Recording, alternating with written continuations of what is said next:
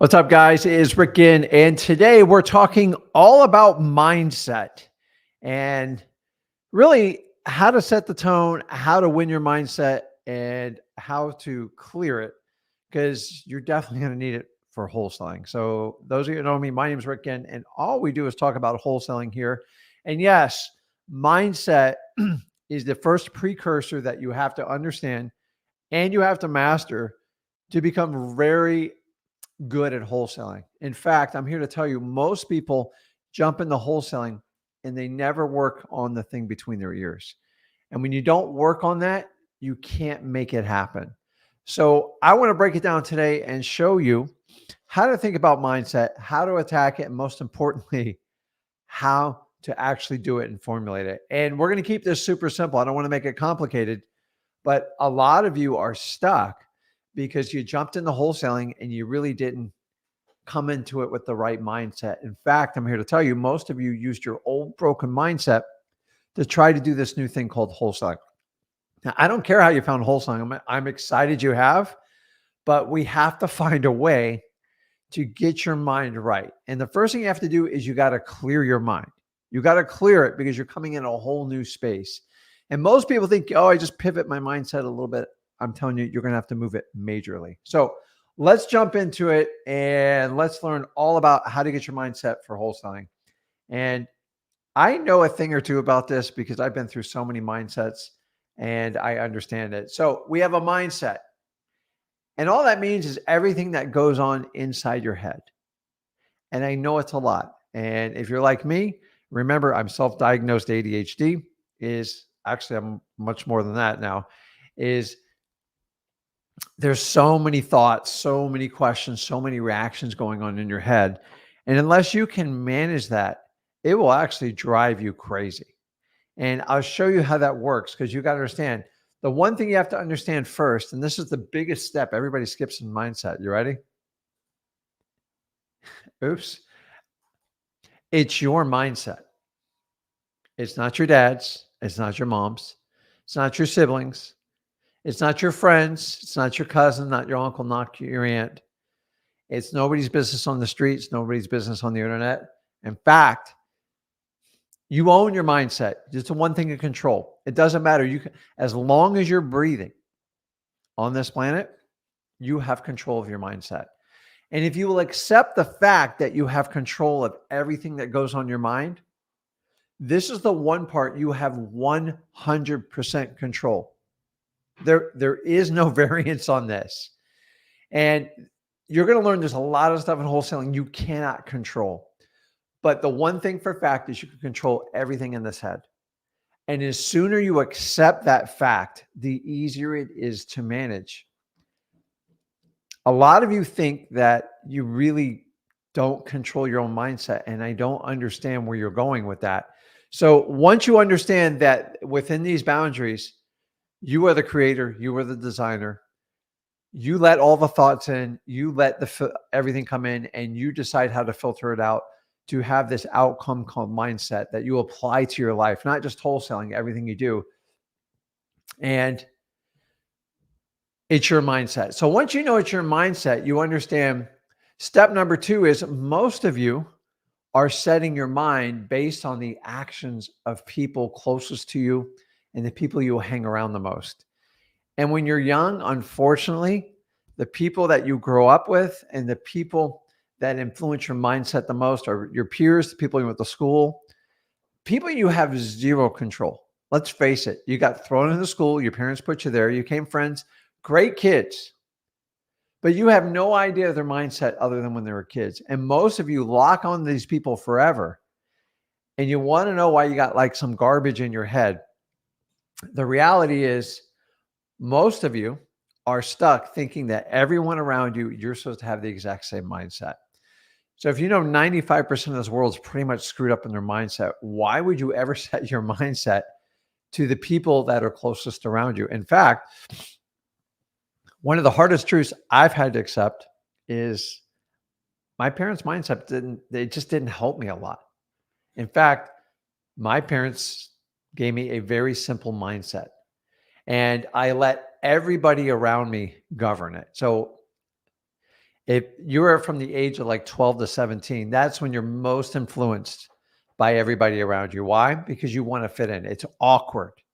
You're going through growth spurts. Your face changes daily. Your body changes daily. And you just want to be accepted as a kid. We've all been there. And some of you were just coming out of it. And I get it. But the reality is once you start conforming to try to fit in the cliques, I'll give you perfect examples. Um, Listen, I like sports team, anything that's competitive and thrives you. But let's face it, they do become cliquey. When you join certain clubs, they're looking for a certain type of I guess, mindset. And then it goes on to all the social clubs you go on. And then when you go into college, we start really clicking with fraternities and sororities. And honestly, it's about who's going to fit in and like you the most. And if you start adapting to that lifestyle, man, your mindset gets ruined quick. In fact, once you're out of school, I'm going to show you right now, is most of your thinking and acting like a 9 to 5er. It's herd mentality. I did it. Why? Because that's all I knew. That's all I got taught. Go to college, get a good job. Go to college, get a good job. Nobody ever said, hey, Rick, go out there and do whatever you want in this world. Now, I had the ability to make that decision on my own. I was too young. I was too immature. And honestly, I didn't find a great mentor when I was young. In fact, I craved for one. I just never got it. And that happens. Like sometimes you get good ones. Sometimes you guys get bad ones. But the reality is you're like me. You tried the job. You tried the education. And then you went to it.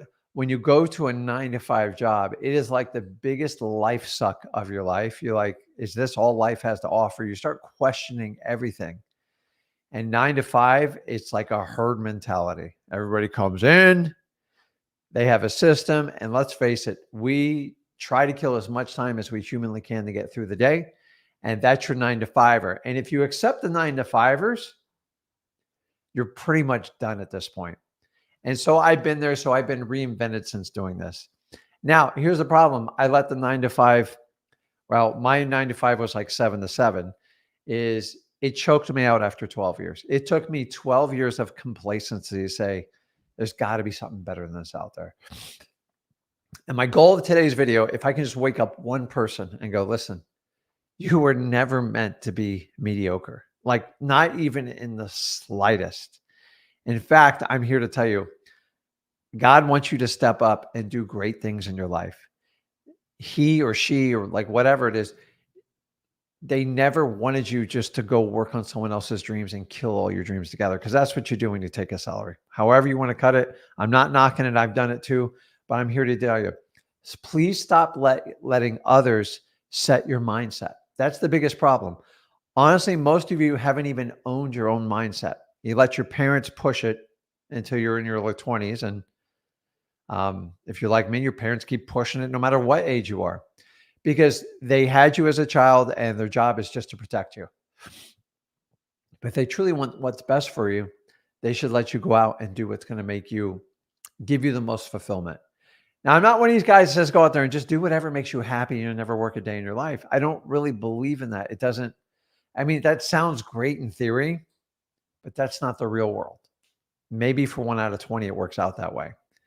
Do you think I grew up as a kid and go, man, I can't wait to be a wholesaler. I can't wait to flip real estate. Honestly, I probably would have as a kid if I was excited about it.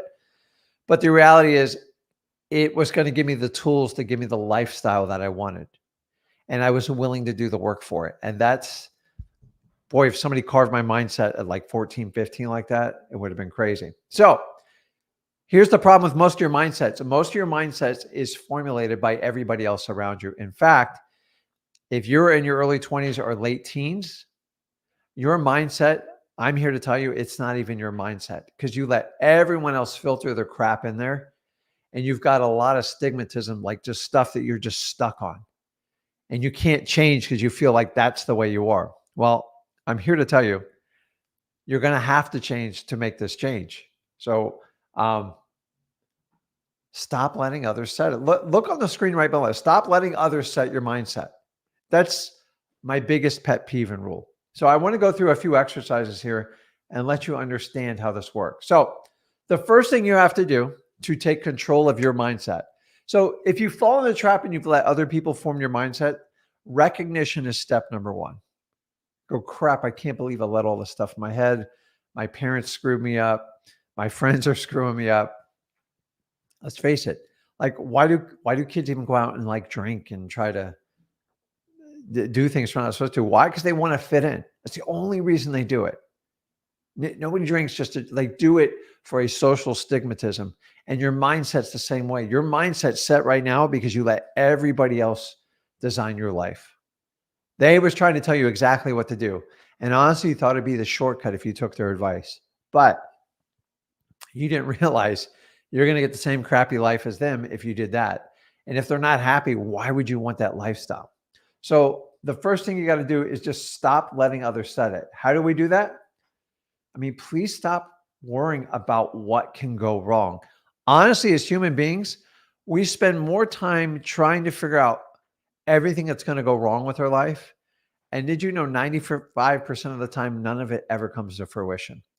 So that means you spend 95% of your mindset thought process obsessing over things that are never, ever going to happen. There's no benefit to you. And then when you overthink things, especially in the negative aspect, it taxes your mind and you create this thing called anxiety.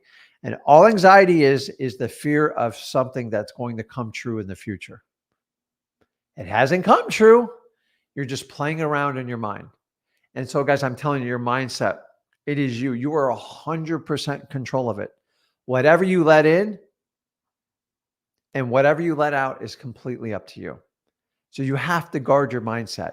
So number one is to become aware. Number two, I want you to understand, stop worrying about what can always go wrong. That's never going to stop. Now, okay, well, I don't understand, Rick. So if you stop worrying about what can go wrong and understanding it is a complete trap, because the human mind is designed to find negativity over positivity. Why? Because at one point you were a creature of you were being preyed on by much larger animals, and your instinct had to kick in everything, and your gut instinct, everything was designed to avoid predators and stay alive. And the idea is when you're being chased by a predator, you are under tremendous stress, and the stress is supposed to keep you alive. You run a little bit faster, you get excited. But here's the problem: a lot of you are under constant full-time stress no matter what's going on. And you've misunderstood the messages of the universe. And I'm here to tell you, it's because you don't have the right mindset. You let everybody infiltrate your mind and you constantly think about what's going wrong. So if you see yourself in this pattern constantly, what I want to do is show you how to replace it. You see, studies show that if you obsess about negative things that have never happened, you're literally just taxing your body and your mind. You're going to create anxiety. And anxiety is worrying about something that has not happened yet in the future. And when your body gets out of alignment, that's how you get disease. That's how obesity comes in. That's how all sorts of sicknesses come in. So you've got to rid yourself of this. Your body should not be in stress 24/7. So if you're constantly find yourself, oh my God, Rick, I'm thinking about everything go wrong when I start wholesaling. What if I get in a contract and I can't get out of it? What if I get called to the plate on deposit? What if I can't find a cash buyer? Oh my God, Rick, this is so overwhelming. Man, just cut the crap out. Why don't you do this? Just think about all the things that can go right. Is it fair to say, as much as you know that everything can go wrong, just as many or more things can go right? And honestly, what you talk about, what you focus on, tend to what you shoot for. So if you keep talking from that negative mindset, you're eventually going to have a self-fulfillment. So instead of pondering and obsessing over the negative things that could happen, you have to focus on the positive. Are there going to be some bad things that happen? Yeah, but the positive should way outweigh it. And I think back to when I started wholesaling, and I did this, I thought about all the things that could go wrong. I immediately started finding ways that it could go right. Because here's the reality: most of you guys beat the crap out of yourselves. And you don't set yourself up to win because you set your your expectation, your mindset so low because you let everybody around you infect you. Why don't you just set some boundaries, stop the negative thoughts that come out of your head about it, and find the things that can go right? What can go right in wholesaling? I don't know. I can make $1 million net, put it in my bank account. Oh, I can become financially free. I don't have to depend on my boss and his measly 1% 401k. Oh, I can take advantage of the US tax code for corporations and basically give myself a 33% pay raise. Oh, I can control my time. I can control what contracts I take. I control everything. I get financial freedom. I get freedom on my time. I know I'm going to bust my butt to get there, but the reward is there for me. Now, I'm not saying you're not going to have hard times. I'm just saying, look at the end goals of what you want to get. And everything, one of those things I just told you came true in my life. And if I sat there and obsessed over all the negative stuff that could have gone, it would have scared me back into my old job. But here's the difference is my back was so against the wall and I let the pain get so painful. For 12 years, I just accepted the norm.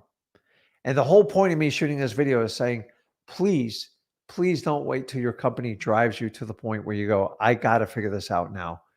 So if you have that choice to make it while you're young, or you are in between jobs, or you've decided to go ahead and make that change, why don't you find what can go right? Because it cannot be any worse than what you got going on now. And that's how I spelled it out. It's how I spelled it out to my wife. And my kids were too young when I did it. And I said, what's the worst that can happen to me? And I know that's kind of a negative thing, but like I was so down. I hated my job with a passion. I hated my boss. I didn't believe in what I sold in. And if you don't believe in what you sell in, you're never going to be, there's no future in it. And I knew there wasn't a future. So I had to find my exit strategy. And that's honestly where I found wholesaling to be the best. Now, I'm telling you, you were not made for mediocrity. There was nowhere in your DNA, it was written in there like, you need to go punch a 9-to-5 job. You need to do data. You need to do sales. You need to go make somebody else rich and give up all your time, dreams, and aspirations to get off a week or two whenever you want, a week or two once a year, according on your boss's terms. That sounds like a modern day prison. I don't want you there. I've been there. I was hand shackled as hard as I could. I hated every moment of it. And I'm just telling you, that's why I got frustrated and it took me 12 years. And that's what I want to teach you, like right here, is I didn't know. You know why? Because I accepted everybody else's attitude and mindset around me. And then I quickly adopted that as my mindset. And this is how I wound up in a mediocre corporate job. And then we all try to compare ourselves. Well, he's making 80,000 a year. I make 85. It's pretty good. It's not as terrible. I'm sorry. Don't try to dress it up and don't try to cater it. And you know what? You comparing yourself to the Joneses, the people next door to you, that is the bigger problem we have here. At one point, here's the biggest flex you can do on anyone. Wake up at 9:30, 10 o'clock and do what you want every day of your life. God did not set a clock. You know, these people say, I got up at 4 a.m. and I worked out. And I did all that. I've done all that stuff. You don't get credit for you. God's not going to give you credit for you, and wholesaling's not going to. They don't care. In fact, I'm here. There's no one to talk to from 4 a.m. to 9 a.m. That's 5 hours. So if you want a trophy for waking up the earliest, you get a trophy, but it's not going to make that big of a difference in your life. Now, if that's what you have to do, then I fully respect it. If that's what you want to do, I fully respect it. But don't do it because this guy shot a video and said, if you don't wake up at 4 a.m., you're never going to get it going. It's ridiculous. It doesn't make a sense. I'd rather you work till 11 o'clock at night and working with sellers and cash buyers and everything through the evening and getting great contact rates, or working out later in the day. I don't care, whatever works for you. But remember, it's your mindset. You have to guard it. You've got to stop accepting mediocrity because you are completely surrounded by mediocrity. Now, how do we do this? Number one, stop worrying what others think about you. Stop worrying what others think. It's literally killing you. This right here on what I have right here on the screen, probably one of my biggest issues when I started wholesaling. I didn't get the memo. I thought my job was to make everybody happy around me, and it's not. You won't do it. I've tried it. It doesn't work. It's ridiculous. Now, if you have ADHD, it adds a whole nother level to it. But I'm here to tell you, you got to stop worrying what everybody else thinks. And the minute you bring up wholesaling to anyone who's never done it, oh, you're going to try one of those, or is that a scam? And remember, you're not on their team anymore. So to try to keep you recruited on their team, they've got to talk about you and they've got to drive you down. And what they're trying to do is attack your mindset. And a weak mindset will fall for it. A strong mindset will never, ever fall for this. So rule number one, stop worrying about what others think of you. It doesn't matter. Now, I know everybody cares what their loved one thinks of you. And the best way you can do is take care of them. And if you do great at wholesaling, you take care of your family. That's how you show them you love them. But that's the bottom line. If you constantly are seeking the validation for others to find out what you're doing is okay, you're not going to get it because 95% of the world doesn't think this way. So you're going to get 95% answers. You're going to get rejection. You're going to get hate, and you're going to get people talking bad about you. So now I want you to understand this. I've been on this earth 54 years. This statement's going to hit hard right here. You ready? You don't have as much time as you think you do. Let me repeat that. You don't have as much time as you think you do. Time is ticking very fast. We are like a gnat on this earth. We're here 1 second, gone the next. You should make every day count. It doesn't have to be perfect, but if you keep saying, "Oh, I got more time," you don't. It's a known fact. At some point, we will not be here. Maybe your kids remember you, your kids remember, and then no one's going to remember your name. So we all know where we're going. So you might as well jump in because you ain't getting out of this thing alive and just enjoy it. Your mindset is yours. It can be never taken from you unless you allow someone to take it from you. And that is a problem for me. So if you know you don't have as much time as, and you know you want others to worry about stop worrying about others thinking what they think of you, then I want you to do this. There's number three. Step number three. You got to stop negotiating with yourself. I get it. But once you negotiate with yourself, you basically keep lying to yourself and you just keep working it. And so if I go and decide I'm going to run on a treadmill for 30 minutes, which I did right before I got here, it's much easier for me to accept 20 minutes. Why? Because it's easier. So once I say 30 minutes, I said, unless I have a devastating injury, I have to go 30.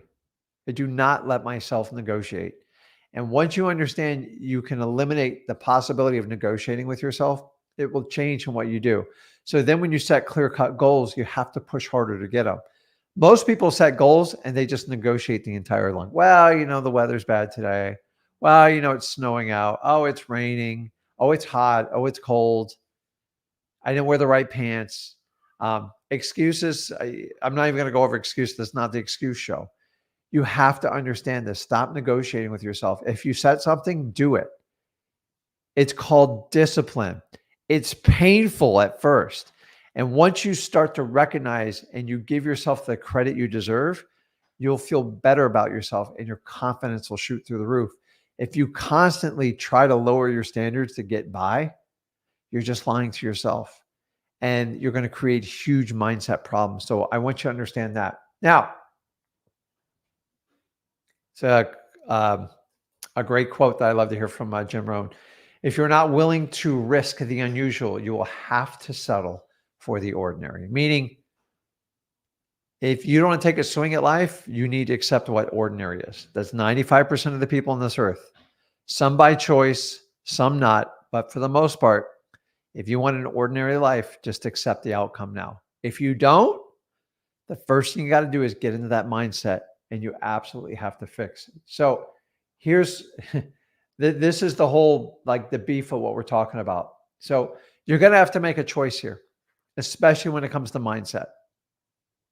And I promise you, the stuff I'm going to share with you right now, you have to make a choice. You're going to have to make a choice on this live stream, or you can make it, you can rewatch it and rewind. This is live. You can come back and watch it. We're in 2024. Is you've got to understand, if you don't make a choice, you already made a choice. So you're going to have to choose your heart. Because however you want to accept that life is hard, but you got to choose the level of hardness you want. The really cool thing is you have a choice to pick the path you want. And if you decide not to pick a path, it will be chosen for you. End of story. There is no negotiating this. I could go over any example you want and we go ahead. So let's first talk about what is hard.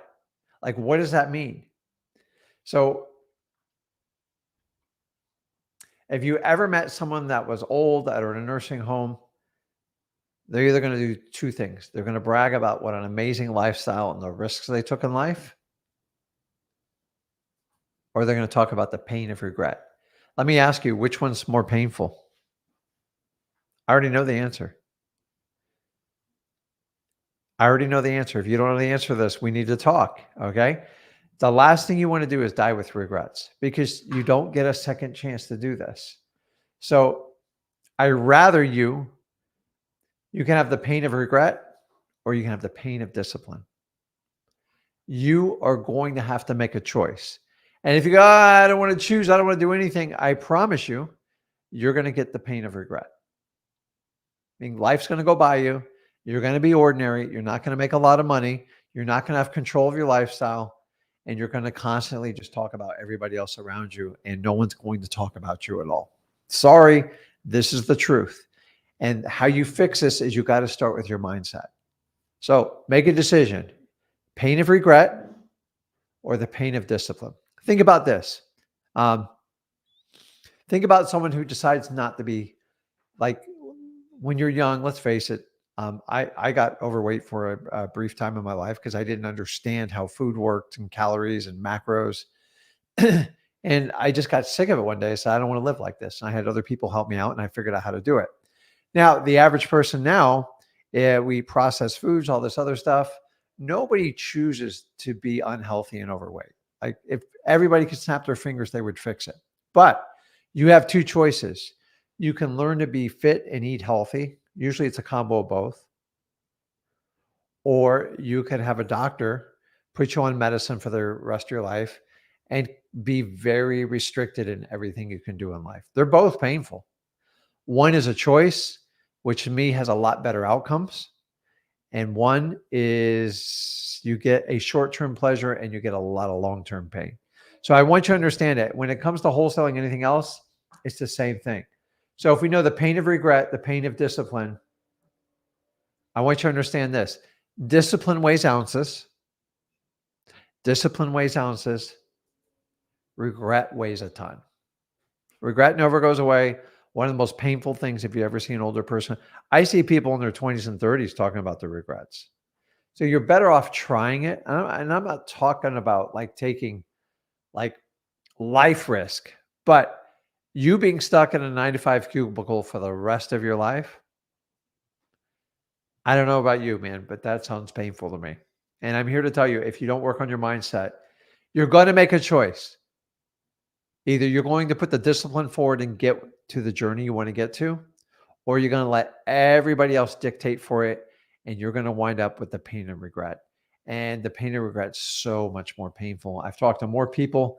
I get tired of hearing about people's regret. I want to cure it as fast as possible. So if you understand this, nobody's going to save you. A lot of you go, well, my mom, my dad, they're going to keep writing me a check. It's not going to last forever. They're going to kick you out. You can't live in the basement forever. And you have to go in. You got to start working on your mindset. Now, I've seen so many people commit to wholesaling and they never work on their mindset. And then they wonder why they fail. It's because you really didn't commit to your mind. Because the minute you start wholesaling, everybody comes at you. And if you can't guard this right here, you're like a dead man or woman walking. It's absolutely terrible. So if you know nobody's going to save yourself, nobody, I guarantee you think the government's going to save you? You got to be kidding me. The government's just trying to save their butt right now. On average, the average U.S. taxpayer owes $236,000 to cover the $34-35 trillion debt we have right now. I mean, wrap your head around that for a minute. So they're not going to save you. Your parents, let's face it, they haven't saved you by now. They ain't going to save you. It's going to be you. And here's the really cool part is you have the tools to do it. But most of you, like you can't click on that mindset. We have to work on that. So instead of worrying about somebody saving you, I just want you to save yourself. And how do you do that? Start with a great mindset. You have to guard the information that comes in your head. and you have to filter it, and you can't keep giving stupid things meanings. Okay. Everything that comes at you in life is your interpretation of reality. That's it. Like, for all I know, we could all be in a computer simulated game. We would never know the difference. It's just the truth, guys. So do you want to play the game to win, or do you just want to play small and get by? Do you just want to be like the little peasant that just like, let me move my rocks, give me my food?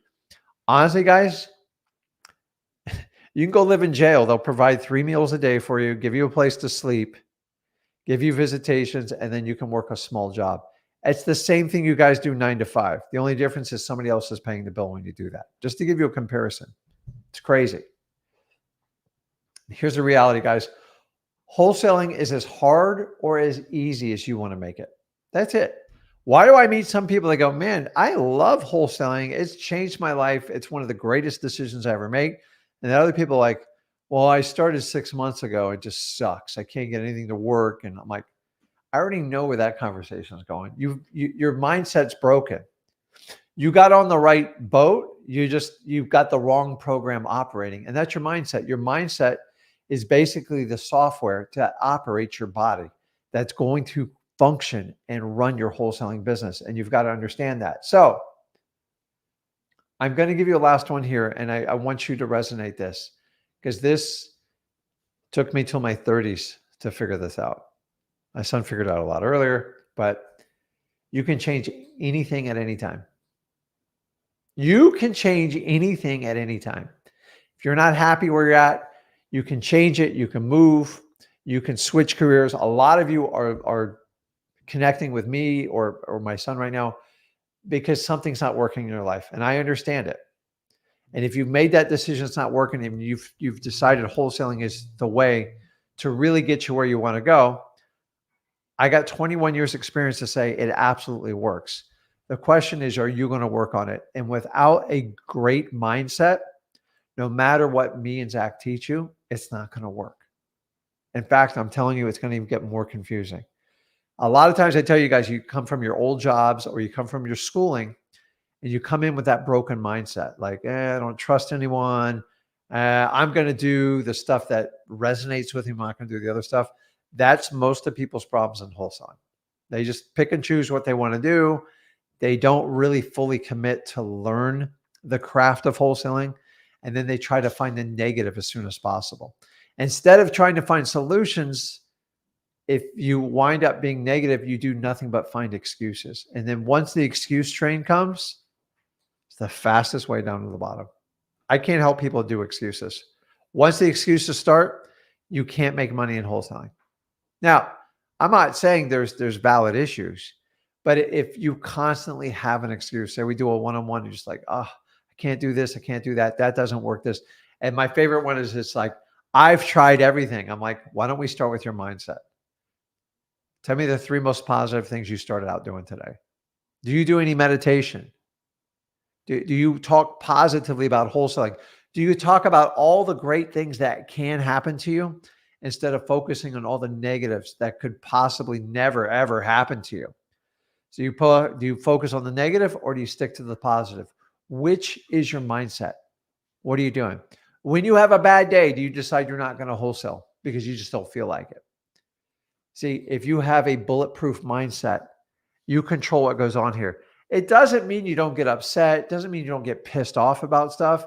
It just means I'm in control here, because everything going on in this crazy world, I have to take the information that's going to work for me and I have to process it. I have to apply it to make sure wholesaling works. Never more than today are more people coming at you in wholesaling trying to tell you the new way to do it and you got to try this. I'm telling you, they're all full of crap. Okay. You just got to do the work in wholesaling. Anybody who wants to teach you how to do the work and teach you this boring, redundant craft, because that's what it comes down when it is. And that's why we have such a disconnect on people selling wholesaling courses and the reality of the business. Because for them to jack their sales up, they're only going to tell you the positive. Me and Zach tell you everything. And I'm telling you, if you come into wholesaling, if you paid somebody 30 grand or you go to freewholesaling.com for free, which most people wind up going there after their paid courses, you're going to come to the same conclusion. Whoever comes in with the best mindset is going to win. Whoever commits to wholesaling is going to win. Just sound familiar? Like, you ever been in a relationship where you're just like half-assing it? It sucks. Why do you think wholesaling is going to be any different? Think about this. If you're ever like getting married, you're not going to talk about everything bad's going to go wrong. Well, if I get married, she's going to clean my clock. Then I got to do her laundry. And I don't know if she's a good cook. And then, I'm not sure we want to travel in the same places. And like, that's going to get you nowhere. And I want you to understand it. It's all in the mindset. It's not just wholesaling. It's everything you do in your life. And if you'll be passionate about it and have fun and think of all the amazing things that can happen in your life, this business is fun. If you're just going to focus on the negativity, you will sink your ship so fast. And the minute people come in and they start like, wholesaling's BS, you can't do this, you can't do that. Remember, conviction's a big part of your mindset. Conviction are those steel walls that go up and go, I don't care what you say. You're not changing my mind. I spoke to Zach and Rick. His dad's been doing it 20 years. Zach's approaching 8 years. And they've made an amazing life doing it. And they practice what they preach. They actually do this business. And they love every minute of it. Who else does wholesaling for 21 years? I don't think there's anybody else out there that matches the enthusiasm for I do this stuff. Why? Because I love it. But I will tell you, my favorite part is when I shifted my mindset. Now, I'm going to be completely honest with you. It took me a long time. And what I did is I changed it a little bit each time. It would have been much better if I dove into wholesaling and I just went in with a complete open, positive mind. But guys, my back was against the wall 12 years. I had high motivation, and I don't want any of you guys to wait till that point. So that is everything on mindset. But I'm just here to tell you, you can't go into wholesaling without addressing your mindset, because without a great mindset, your software, no matter how much hardware you have, no matter how great your skills are in negotiating and marketing, you're never going to be able to put it all together. And so if you're missing it, stuff like that, great people to check out. Obviously, besides myself, my son Zach, can check out his YouTube site. Jim Rohn's one of the OGs on mindset, Annie Zig Ziglar, and Tony Robbins, because sometimes we just don't know. And so if you're struggling with your mindset, you don't think it's right, sit down with someone who loves you and ask them about your mindset and tell them to give you the truth. And do not criticize them when they tell you it. And when they tell you to, find a way to work on it. And there's plenty of exercise to do, stuff like that. I'm not going to get into all that right here, but I gave you plenty of resources that you can check that out.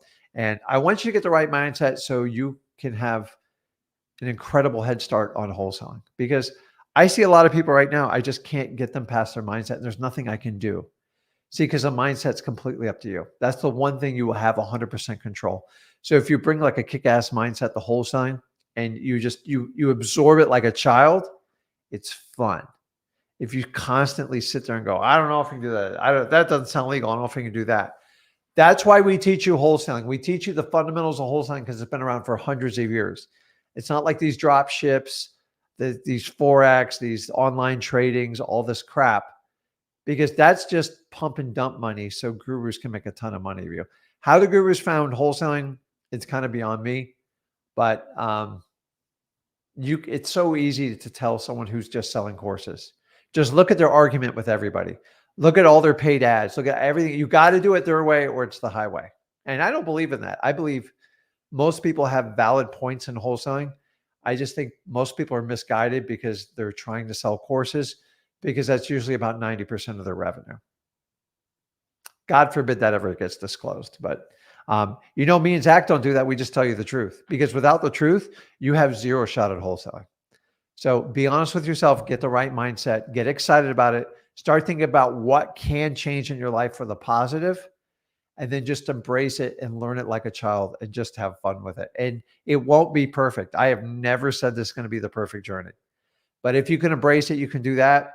And you're living a mediocre life and you want change, within a year or two, you can completely change every aspect of your life. I promise. I have done it. And a lot of people on this have done it as well too. So let's jump in. I want to do some lives, answer some questions, and see who we can help out. I like Brandon's comment here. It says wholesaling is 1,000% easy. It really, like, who makes stuff hard? Think about this. I think most people that teach this business, they make it so complicated. Like you gotta go to my website and you got to put in your your CVV file. I got to get your zip code. You got to put the $5,000 in there. And then once you do all this stuff and you put a bunch of money in my bank account, then I will tell you where to go. And honestly, your expectations are so high that a lot of your mindsets get destroyed right off the bat. I get it. So if you want to avoid that, you know exactly what to do. Um, just like Yvonne says, mindset change is truly needed. Without the mindset change, no matter what you learn in wholesaling, it's not going to work. And not that I have an entire module dedicated to mindset, but this is why I do this channel, to go over the extra little things that a lot of programs don't even go over with you. And I always tell you guys, get your mindset right, but we never really give you the tools to do it. And maybe we can expand on this on like future live streams. And I get some feedback from you guys in the comments what you want to do. But if you want to learn, okay, Rick, I got my mindset set. How do I do this? Go over to freewholesaling.com. I put it down right down here. It is a course me and my son created. It's 100% free. So you don't have to worry about, oh my God, I got a credit card. And I got to figure out how to maybe charge this back because I can't afford the $5,000. No, go there, learn how to get your first deal, bring that kick butt mindset, and then follow the program. And do not deviate from it. And do not use your old mindset to try to accomplish new tasks for something that wasn't working for you in the past. And so if you go over there, it should all be there and you'll be all set. So guys, remember, make sure you subscribe to this and give me a smash that like button if you enjoy the information. So let's get back. Let's answer some questions here and we will jump on the lives. And then kind of let me know if you're doing the pain of discipline or the pain of regret when I bring you on. So, I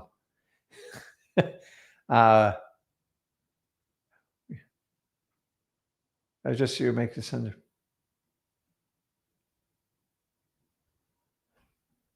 Brandon's had a rough day, man.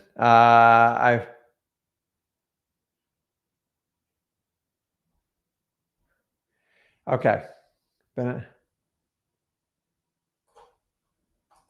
So it's not just me, even Raymond says it. He's done the 9 to 5 since 2012, had over 15 jobs, hated every one of them. So, okay, let's jump on and do some lives. Here's a good one. Dave says, dude, I regret decisions my parents made in the 70s. Laugh a lot. I know all about it. So listen, guys, there's a certain age you didn't have control of anything. But honestly, once you're 16, 17, you kind of get how the world works. You have to make decisions. And one of the biggest struggles people have, like, I get it, man. I have kids too, and I want to have influence and control, but there is a fine line. And if you have not walked the talk, you have not demonstrated by your own actions, not your words. I don't care what people say. I had one of those dads that told me whatever you wanted to hear. And I want people to lead and demonstrate themselves and show me. So if you're going to be an amazing father, and then you got to do it first.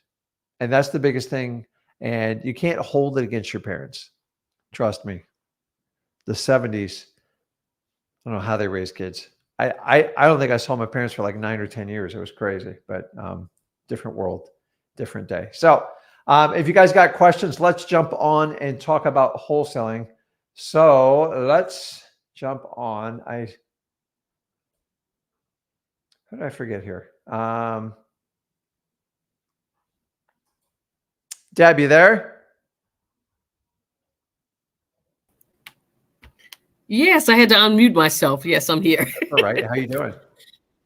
I'm good. How are you doing? Good. I'm fantastic. How's are you in a warm place today? It's starting to warm back up. We were in like 2 degrees last week. We normally don't get snow or anything like that. And I'm in Tennessee and we got like 6 inches. So Oh, I heard that. But that's a good kind of snow, right? Yeah. That's like the kids go out and have fun and it's like. No, it's not good because the entire city shut down. The grocery stores, the shelves were bare. Well, you don't want people driving. By the time Saturday got here for the snow. I just want to chuck a snowball at somebody. That's all I ever want to do. But once you throw it once and you get hit back and it's wet, it's not exactly. fun. and especially the ones that are stiff. No, yeah, See, forget I don't know how that. to make a snowball, so I'm not good at it. So it's and You've then been in I Florida. don't have my baseball arm anymore, so I got a bad shoulder. So, well, what's going on with you? What can I help you out with? I know you were saying looking to like burnout. So I found a few, but how do I find the cash buyers for burnout? Well, so you just they're a smaller pool of buyers, and the best way is just start out on social media, Facebook group, stuff like that, and then you can look for keywords like fire damage is going to be your burnout, fire damage, um, rehab, and just start for there. I found that a fire damage buyer that they pretty much focus on it because they know how to fix it. Um, Okay. and a heavy rehabber, if they've never done a fire damage, they're so like gun shy. It's almost a way. So I just hit them up front because I don't want to waste time. And so you got to let them Okay. know the level of fire damage, like how bad is it? And they're like, Okay. they'll ask you, hey, did somebody live in there? Did you get an estimate? But fire damage people, they're really good. Like I only have three fire damage guys I use in my local market. And Okay. I gotta be honest, it took me a while. But they're very reliable when you find them. They don't go away. They'll stick around 10, 20 years. Okay. So just try to do a search for them because it's not, because the only other way you can do is you have to do like a marketing campaign to find them. And it's not easy because, so Right. the best way That's is what I going to was be, wondering. as I said, the social media, just scrape everything you can. There's amazing tools out there. Um, also, the Craigslist, the Facebook groups, the Instagram. Um, you can also do RIA groups. I find realtors, they're useless when it comes to fire damage properties. They don't know anyone and they avoid them like the plague. So I have Okay. found them some So at you like said my local RIAs too, groups. okay. You said like scrape. What do you mean by scraping? So I'm not the best technology guy. And so I have people do stuff for me. Is when you look in a group, you can search by keywords. So, Okay. like if I'm looking for cash buyers, I'm going to put in cash buyer or like investor, and you can search entire sites just by keywords. So you can do it in MLS, which I don't want anybody to do this in MLS because it's literally a waste of your time. But there's also programs out there called if IT, or is it if this then IFTT, if this then that. You can look it up. It's pretty self-explanatory. You can use those in like Craigslist. I think they allow an element like within Facebook. I'm not sure. And they're saying, listen, if it has these words in it, then it pulls it up on an entire scan.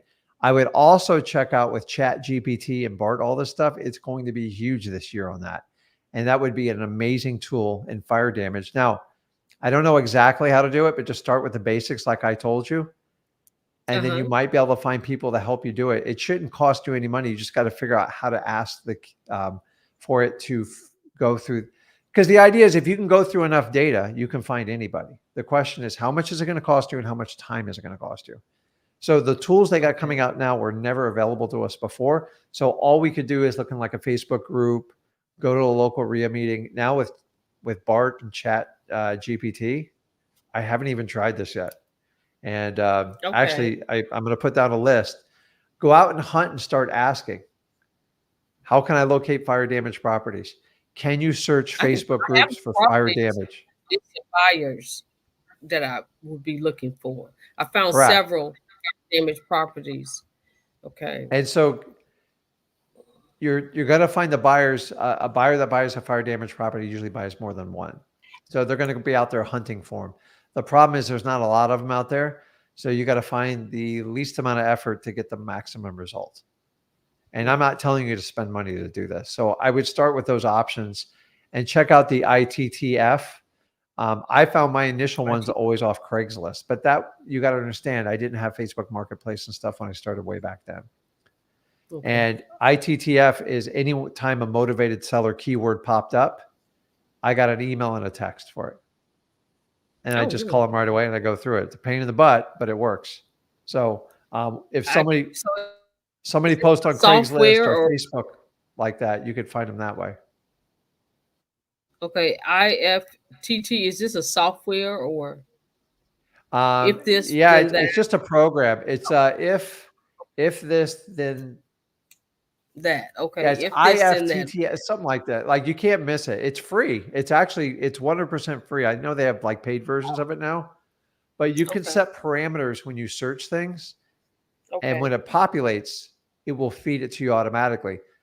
Basically, they were like AI before it came out. Now it's going to get much easier to do, and I would find a way to do that, because the other way is you have to go through each one of the social media sites, and it takes a lot. It could take a lot of time.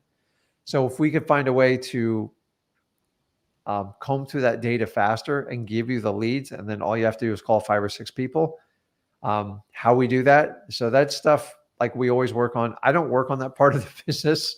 That's going to be okay, Zach's side, and I'm going to reach out to him, ask him, because I'll see him either tonight or in the morning, and find out a way to do it. okay, But you could use that just alone on Craigslist with the okay, ITTF one. And then I would find a way with Chat GPT, BART, all those things to use AI to scrape to look for cash buyers that look to target for fire damage properties. okay. And one more, I found a property. I'm going to be talking hopefully to the daughters. I think Wednesday, but it's not the average. Like you always say, stay within the average. Uh The huh. house is in like it's two like like little cities over. It's like an hour away, whatever. Uh huh. But the house is $500,000. It's in $1 million neighborhood. It's in horrible condition, horrible condition. Okay. And so, and I know you say stay with the average, and I was like, I don't, Well, listen, for the right know, price, anything can work. That so the biggest problem you have, and let's just talk about it, is most people own like $1 million plus houses. They just have a level of sophistication. Call it what you want, snobbishness. Like they uh-huh. just think they have to get a professional in there to evaluate it to get the most money. And that's just the reality and the truth. Every now and then someone will go, now the question is, how does a house of that statue get in horrible shape? Their mother, I think the father passed like about 3 years ago, and the mother is like 94, Yeah. and they finally got her out the house. You Yeah. know, from what the neighbor, like you said, talk to the neighbors. I did that, and so I should be talking to the daughters Wednesday. Okay, just talk to them. But like, here's the reality: is sometimes Okay. you get say it's worth $1 million, right? They go, it's a little rundown. I'll just give it to you for 800. It doesn't work that way, No, because it's not a little rundown. No. yeah. So you just got so you're going to have to use the go for no and just find out the least they'll take, so you don't waste time. Because I don't Okay. want you comping that thing to death. So No. remember, big problems get big paychecks, but they might be so sick of it they want to find a way to like get it gone. But you got to buy it cheap, That's what because I'm thinking. there's going to be a lot of problems to fix. It's going to take a lot of money and a lot of time, and the only way you could overcome that with the It's a lowest price possible.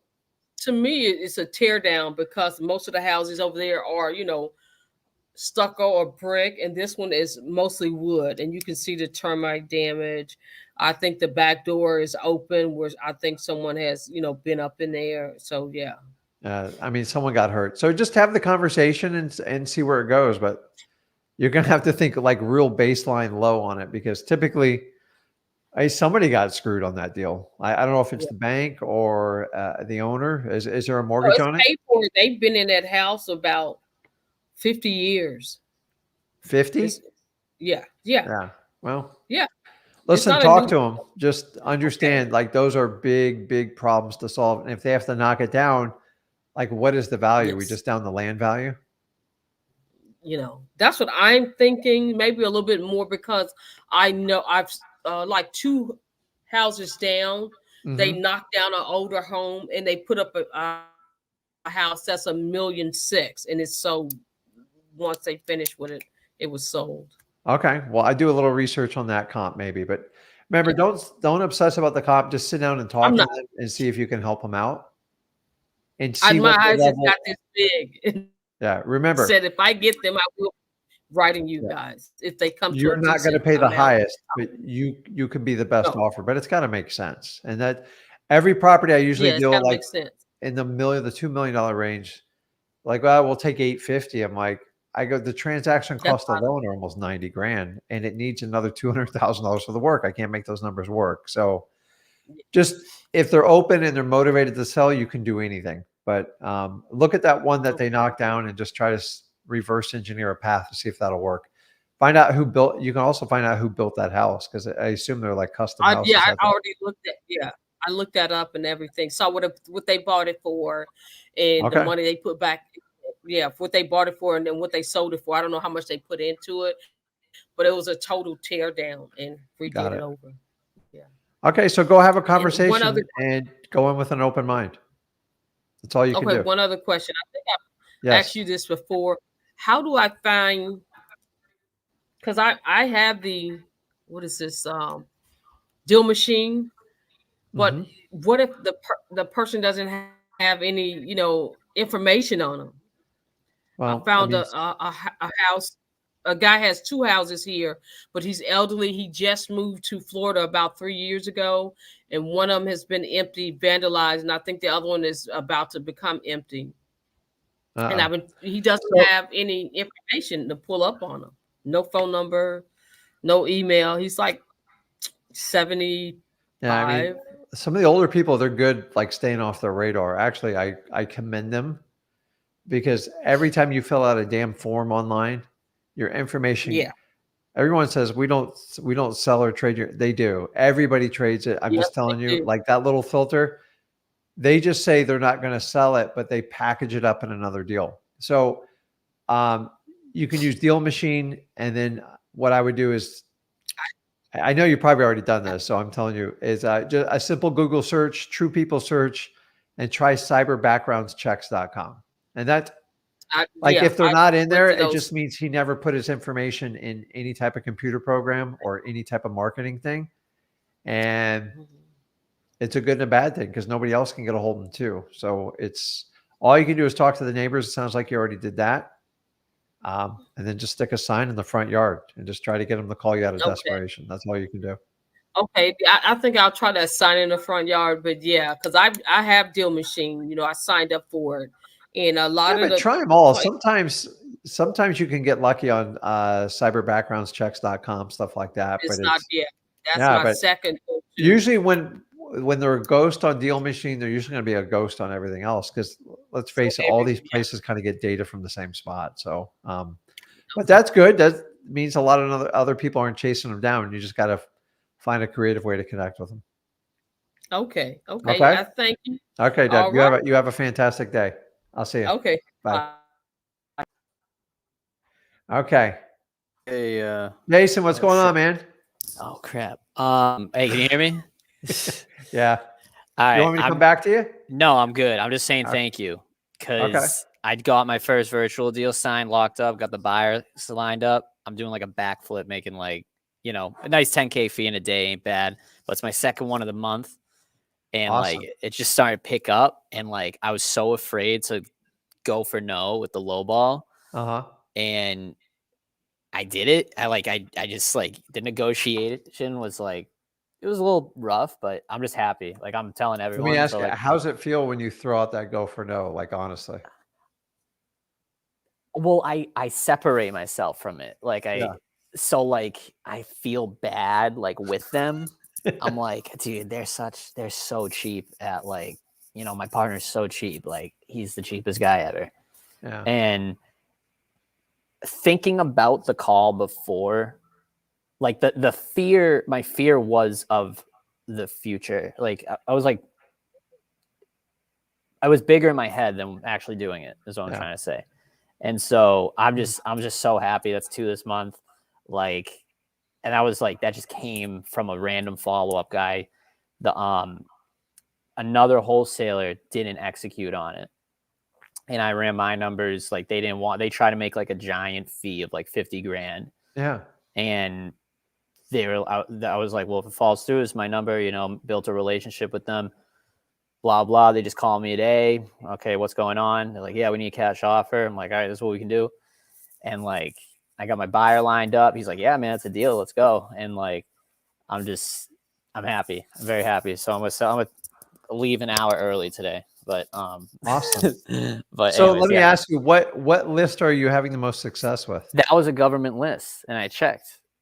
So just pulling the government list was, I mean, Yeah. don't even complicate this thing. So actually, me and Zach tell you actually work. See, a lot of you guys, you pick and choose the information you want to use. And I'm telling you, I do this 21 years. Like I can produce money at any time, randomly, anytime I don't do it randomly. I do it consistently. Mhm. And now, Jason, you're starting to figure out like, crap, I did one. Maybe that was an accident. Okay. I did the second one. Okay. It's starting to make sense. Mhm. You're going to find out real quick that you can do these things over and over again. But Yeah.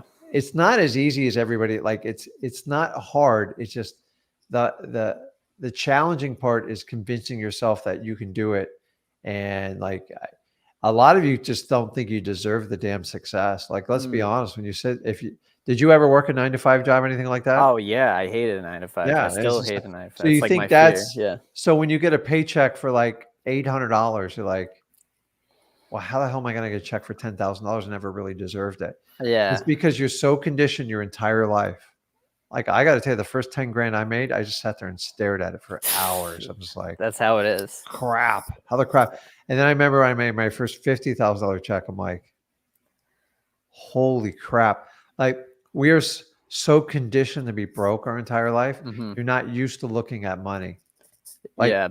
Like when you're able to look at $1 million in a bank account, you'll be like, I never in my wildest dreams thought I could do that. You don't do it overnight, but you keep doing deals like this. It doesn't take long to do it. I'm just telling you, it just keeps going and going. And eventually you'll run across some 20, 50, and $100,000 home runs. And before you know it, you're like, crap, I just got to learn to be a good steward with money so I don't have to work the rest of my life.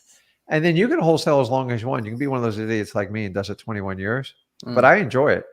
And I've always thought, if you're really good at wholesaling, why wouldn't you keep a profitable business up and running? You can do whatever else you want on the side. And so I do much bigger projects, but I always run the wholesaling because I like it. There's a lot of action there and it's very consistent cash flow.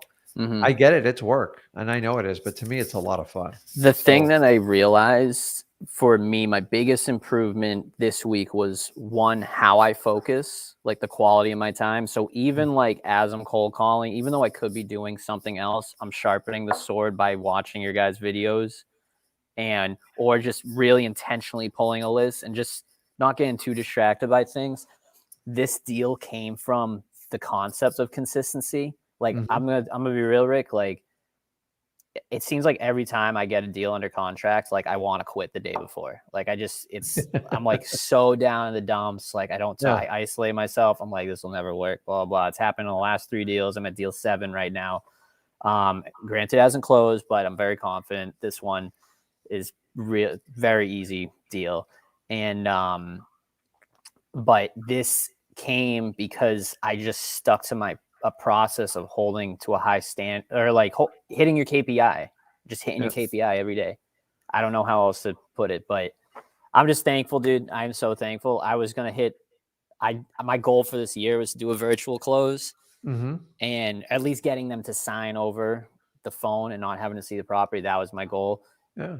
But I did this month. So like, I'm just like super happy. That's awesome, man. But anyways, I'll keep you guys updated. I just want to say thank you. I appreciate the content. No, it's all you, man. Like, it's just, listen, you get the right mindset, you can do it. You just got to stay in the game. Like, deals fall apart. Like, if you're not having deals falling apart, you're not wholesaling, especially virtually, because it's a little bit of a struggle in the beginning. But like, once you go through those trials and tribulations, that's where you actually learn how to make money. Everybody thinks you make money when you do an assignment and you get no resistance. I'm just telling you, it makes you weak because then your expectation is like, well, everyone's gonna be that easy. It's not. I had a deal once for like $1,100. It was probably the most challenging deal I ever did in my life. I earned $1,100, probably put 120 hours into it. And I just decided, I'm never going to be in that position again because now I know what to look for. I know when people are difficult up front, they never get better. So if they're difficult up front, you're not even close to a deal. Like today, I walked away from a big one. And the thing is, ready for this? I'm just trying to pay market value for it. But they're setting comps on like another part of town, which has had explosive growth. And like they want an extra 400 grand. I go, okay, well then suffer. They go, what do you mean? I go, nobody in their right mind would pay that much for it. And if they do, God bless you. But like, I'm a betting man. Mm. And they need all cash too. I'm just like, that's a big project. And for that amount, I go, there's 2 comps right there next to you. Those are the numbers. And I've spoke with brokers, everyone, they're like, so I even hired 2 brokers to go in and like grab people and put the data in front of them. They're like, okay, I'm not here to make things like, I can't force you to do it. So the main thing, Jason, is you just got to stay in wholesaling.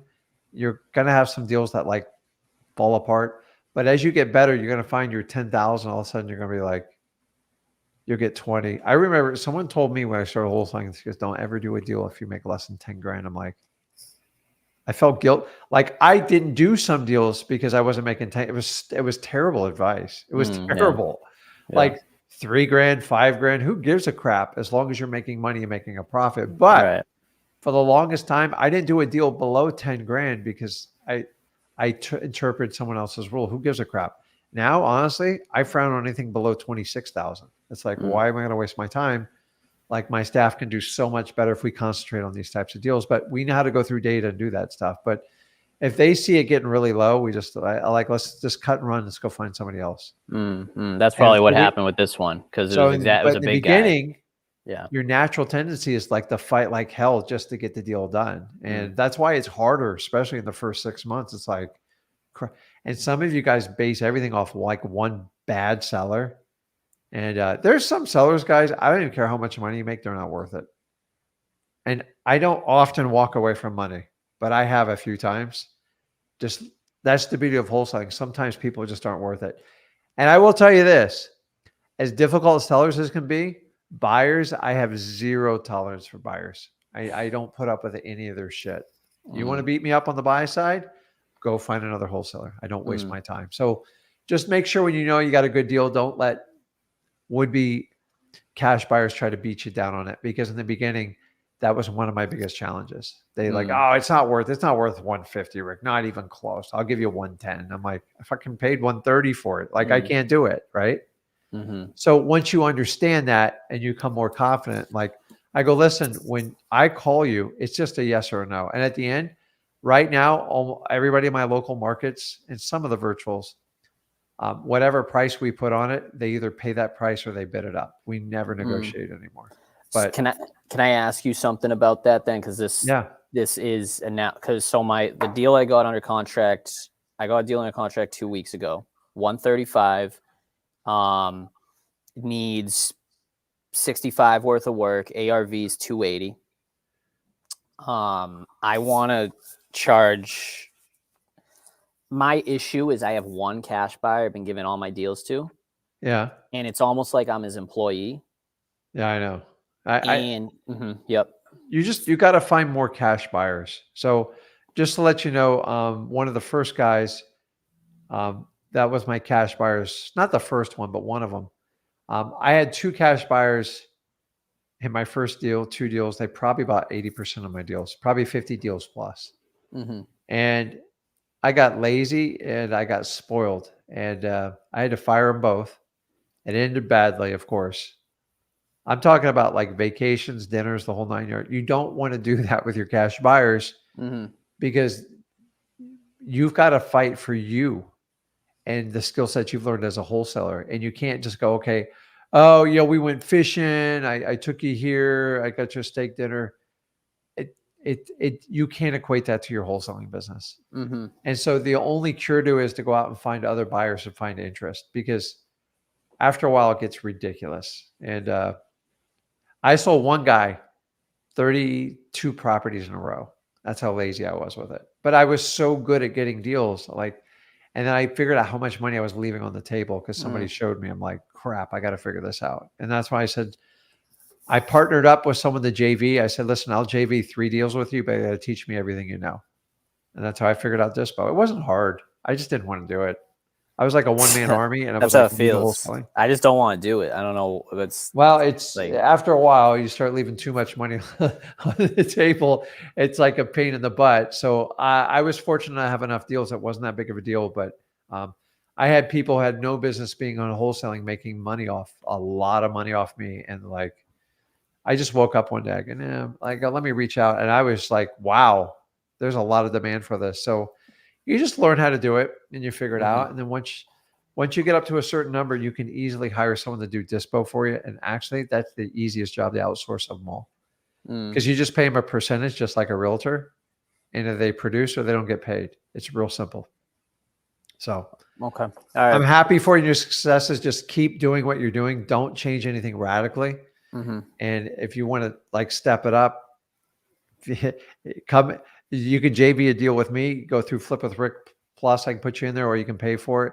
And remember, we're doing, we're going to be in Texas sometime in April, but I should have all those dates this week. I gotta.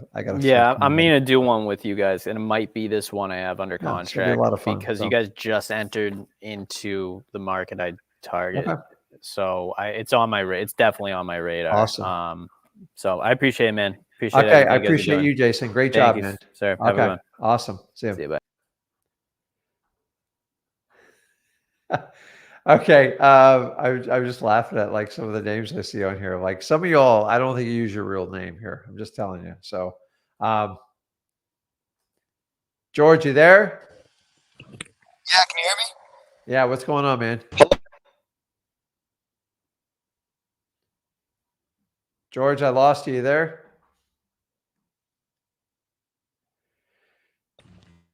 Hello, Rick. Yes. Okay, perfect. I just got out of class. Perfect timing. Okay. What class did you get out of? Financial algebra. Oh Lord. Yeah, so it's pretty waste of time. At college or high school? High school. It's my senior Okay. year. Okay, yeah. So What's going on, man? What can I help you out with? so me and my partner have a contract we have a property under contract, and Okay. I think it's not in the best area, and we kind of got it too high. But we have one buyer interested, but he's a little sketchy for us. He's a real estate agent, so I called some realtors. Yeah. But he wants to switch his name on the purchase and sale agreement and put us in an addendum that we're getting a marketing fee. Well, you just do an assignment of contract. Yeah, Same that's thing. what we told him, and he said no, that's not how he operates. Him and his. Yeah. Just so you know, that means he's not going to pay you. Okay, he's just trying to No, scam. he's not going to pay you. That's Okay. how scamsters work. Everything sounds good until they switch the paperwork and then you don't get paid. So the assignment of contract does the exact same thing. It just puts it in writing. Okay. So say he only wants to pay you $1,000 and say he was going to give you $1,000 marketing. What's the difference? There's no difference. There's no difference. Yeah, that's the what difference we were is you trying to can't tell him scam too. me this way. And then if he wants to do the other way, that's fine. Just tell him to give you whatever fee you agree up front. Okay.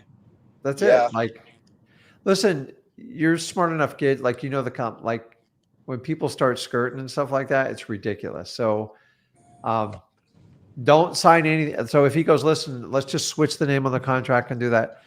You got two problems with that. Number one, you have to get the seller's consent. Yep.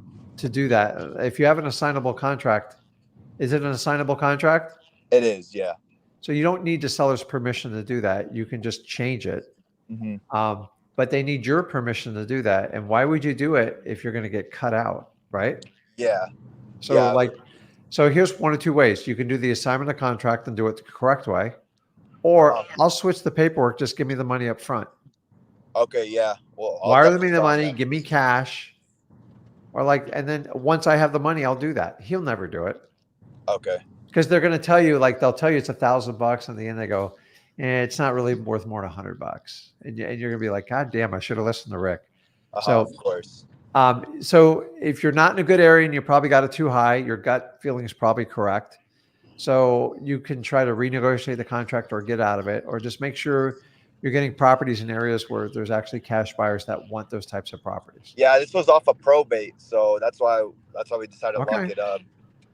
But but if you still think it's a little bit high, I'd take a shot at least once to try to lower it before you get out of the contract. Yeah. Okay. Yeah. But sounds good. I'm proud of you. Not just so what's you and your partner's long-term plans here? So right now we're just trying to build capital and then start investing it. Start investing in real estate ourselves, like Section 8 mostly. I got it. See where So we go from there. you understand what I talk about on mindset, right? Yeah, like what you were just talking about the whole Okay, so time on the you live. understand most of the people around you. I'm just giving you the truth. Hmm. They're, everyone's got a mediocre mindset, and when you got a mediocre mindset, you can't do much in life. Yeah. And we all try to set the bars of the people around us. Like, Mhm. it doesn't mean you don't like them any less. It's just like I want a lot more than what you want. And then they'll make fun of you when you say, I'm going to do this and this and this. The best way you can do it is go out and do it. I don't like to talk about, oh, I'm going to be a wholesaler, make $1 million. You actually set yourself up failure doing that. Just go out and do it. That's the best flex you can do on anybody. So I'm proud of you because nobody ever grabbed my head in high school. God, I did all the wrong things. Yeah. So I think I'm surrounding myself by good people. My partner is the one that actually got me into wholesaling. He Good. said, this is how we get out of here. You Now know, we don't like. you gotta find a way to get out of the matrix, and you understand. Like, Yeah. can you imagine at your age at a 9 to 5, like sitting at a desk all day and just? No, I did have a 9 to 5, and trust me, I I know. hated it. So, listen, if I at least get through to you, George, I've done my job today because I just don't want people to go through what I went through. It's extremely painful, and you can get like whatever you want. You want a Learjet, go out and get it. You got to go get it, though. Like people. Everyone has this thing like somebody owes me or somebody needs to give it to me. No, you can go get it. You're in the United States. I mean, you can get whatever you want. The question is, what are you willing to give up to get it? Okay, yeah. And if you're not willing to give up everything, I'm not talking about your family and your friends, Uh-huh. but you got to give up almost everything. And honestly, if I went back and go, okay, Rick, here's what you're going to need to be in like wholesaling and be successful. I don't know if I would have jumped on the ride. I probably would have scared myself to death. But now, like I look at it, it's well worth it. But it was horrifying for a while. But the problem is I based my problems based on everybody's mindset around me. And they're like, that's weird. Nobody does that. Why are you doing that? Why are you risking so much? I'm like, risking? You go sit in that cubicle for 12 years and tell me what risk is. I'm going to die broke and I'm going to die miserable. I might as well at least die trying if I can't make it. And that's how I literally thought. I remember telling my wife, I go, I got nothing to lose at this point. I can go get a job anytime I want. There's no shortage of people to employ like mindless people to do stuff like that. So stay out of your box. Don't get trapped there and look for opportunities. I like that you're doing wholesaling. Listen, everyone's like, oh, wholesaling is so saturated. The numbers are so high now. Dude, I went through the same thing in 2003. And people did in the 80s, same problem, and they did this in the 50s. So it's the one common denominator. It's like, if you think it's expensive now, wait till you start in 10 years. You're going to be shocked. And so you just got to learn the art of marketing to people and finding people that really need to sell their property. So you can flip crap at garage sales, but it's going to be long and painful. You're better off taking a house, making 10, 20 grand. And you've probably looked at every type of way to make money with your friends because God knows my son did. I did for the longest time. Yep. And dude, one thing, people can rag on wholesaling all you want. It's been around a long time, buddy. It ain't going anywhere. It's like you've seen these Amazon FBOs, all this, they all get shut down. There's always a scam artist involved. MLMs, I got a lot of friends on MLM. I give a lot of respect. I'm just not an MLM guy. If I don't believe it, I ain't selling it. Mm-hmm.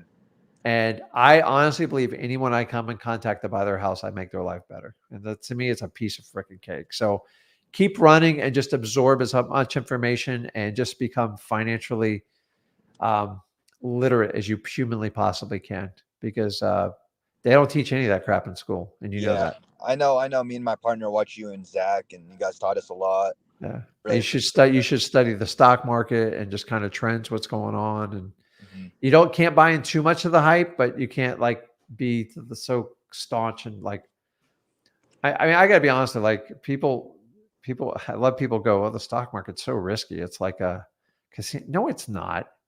It's one of the most reliable things you can, every dime I've put in the stock market, as long as you're committed to 4 to 5 years, which is a joke for someone like you, I've gotten double-digit returns for 20 plus years.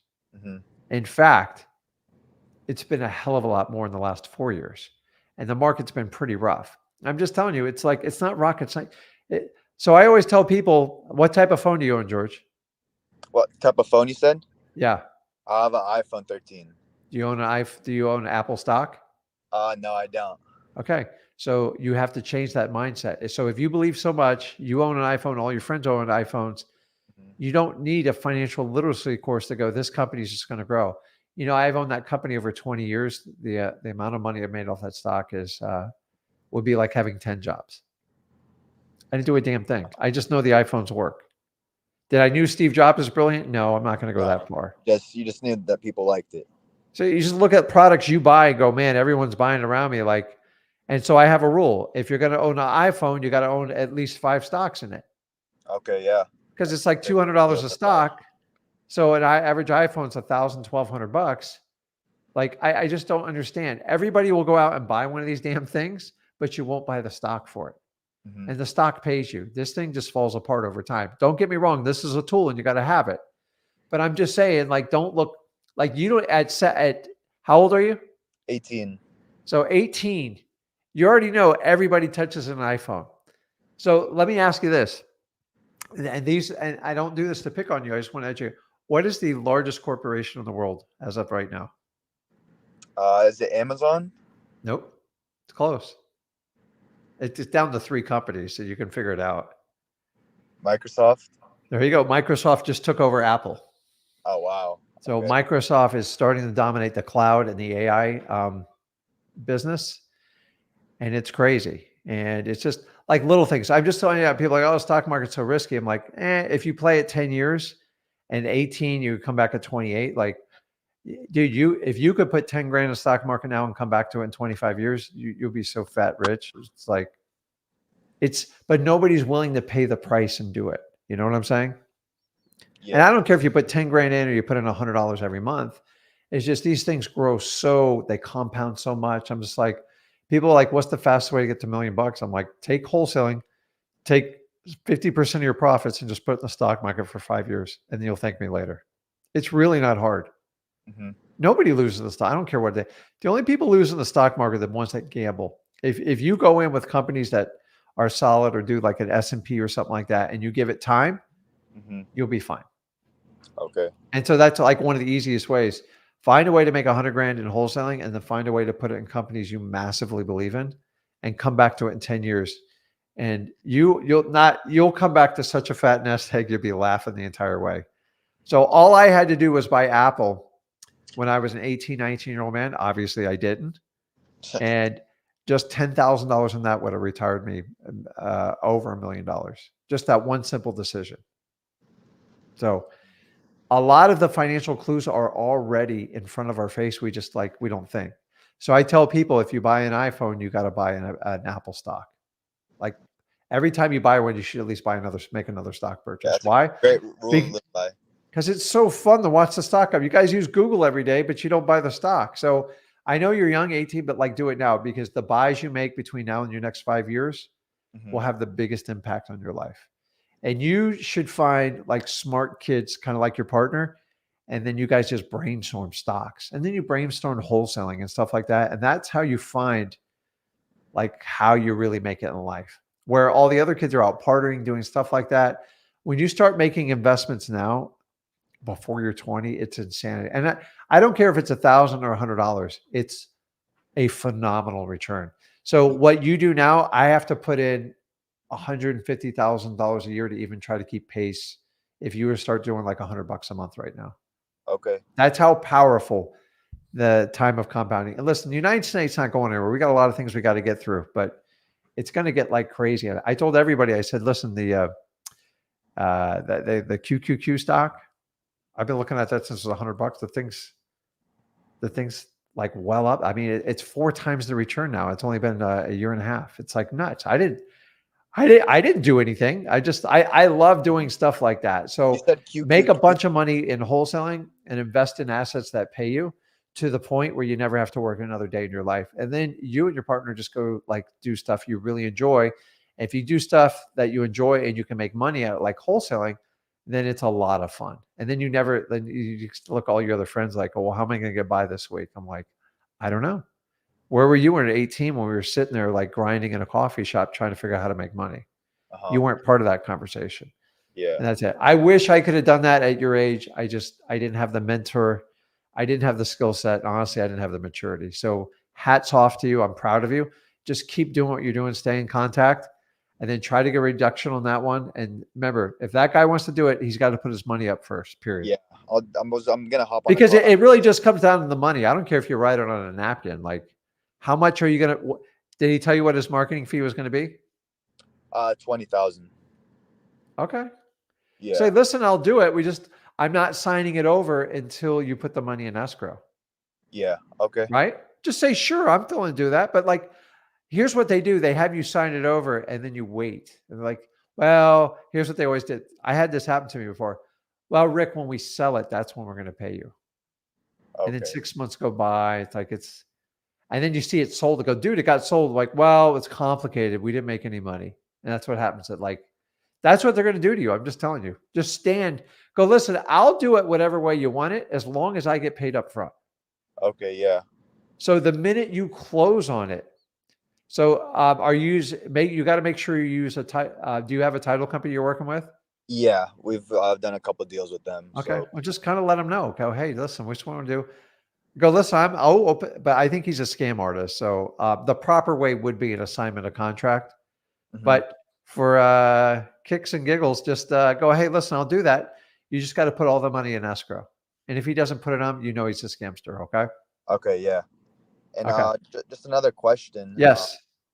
If we found a buyer from a realtor, what can we like? How do we pay the realtor? Well, I mean, obviously, you know what the spread in each deal is. So you just got to do the math. So most realtors, buyers, agents, they expect about 3%. Yeah. Of the sale price. So say if it was 100,000, they kind of go, I get $3,000. Now, if they can get you a cash buyer and get it moved fast, you got to look at your profit spread. Okay. If you're making 20 and you're only paying them 3, and like they make it go fast, pay them. Who cares? Mm-hmm. But like if the deal's super tight, there's not a lot of money there. Maybe you just give them like $1,000 or $1,200. Okay. I just show them, go, listen, I bought it for this. I'm selling it for this. Like, I don't really have a lot of room here. I'm only making $5,000. Like, you've got to like be in. Most of them are pretty reasonable about that. But if they know you're making if you're making a just big giant spread, just pay them 3% and make them go away. And would that come out of our assignment fee or the end buyer? Well, it's all negotiable, but depends. So a lot of the realtors will go, listen, I got a cash buyer. He'll pay $150. I go, that's fine. You just need to add your fees on top of that. You okay with that? Yeah. So you mind if I set it at 155? You're like, okay. Understanding she's getting $5,000, she or he. Mm-hmm. So you got to make sure the net profit numbers work out first. And then if they're making your life easier and they're truly bringing you a drama-free cash buyer, pay them. It's well worth it. Yeah. The problem is when you get down to the small profit margins, you're like, listen, I'm only making 1,000. I can't pay you 3,000. And there comes a point where realtors will even walk away if it's a difficult deal. So I always say like this, that's fine. You give it to them 150. You just got to add your fees to that price. So you're okay with that. And most of them love doing that. And honestly, I've seen some realtors, and honestly, I don't care. Sometimes they put 160, 165. Don't go after them for the difference. It's not your business, right? If you're okay making $150 and you're making a healthy profit and she decides to jack the price to 165, give her 15,000. I've seen it, dude. I'm just telling you. Say you were making 20 grand off that deal. Don't get greedy. Yeah. But a lot of times, remember, the higher they push the price up, the more riskier the deal gets too. Mm-hmm. So go, listen, most people are pretty sensible. So if she was making 3% on that deal, she'll add an extra $4 or $5,000 to it. Just tell her to add it to the price. Okay. That's it. Okay. And when it gets tight, just say, listen, I'll give it to you. I give you $1,000, but, and then they'll sign. Usually you can put it in the assignment of contract, or you can have a separate commission agreement with them. But listen, realtors love to make fast money. It's just got to make sense. Mm-hmm. Okay. But yeah. make sure that they have a real cash buyer and they're not going to waste your time either. I've had someone go, I need 10%. I go, well, let me know when you get it because I'm not paying that. 10% of what? Like that's $100,000 on a $150,000 property. That's $15,000. That's not realistic. Yeah. So, but I've had times where I couldn't sell it and I had to pay them whatever I could. So I like to add, so if they say 150, let her add whatever number she wants on top of it. That's their business, not yours. Every now and then they'll come back at like 170. Like, what are you, crazy? And sometimes you got to look at them and go, man, you're really good. That's someone you want to work with in the future. So, but I don't listen, if somebody makes 10 or 15 grand off of you and you make your 15, 20 and you're okay with it, like it's none of your business. Just move on. Who cares? Yep. Remember, you're never gonna talk to that buyer and you're never gonna meet them. So like honestly, they're doing you a favor because to have a drama less transaction and you don't have to meet the cash buyer, it's phenomenal. It's my favorite way to sell a property because they do get annoying. So Okay, nice. okay, George. Good All luck right. with them. Make sure you do your homework tonight. All right. So Okay. one more. So I'm so sorry. So we're Okay, getting quick, because I got to run here. Yeah. So we're getting into mail, and I know you said put a return address so it's more credible. Would you put like my personal address if I didn't have an office or anything? No. So go find a virtual address somewhere and have somebody help you out. Okay. It's not hard.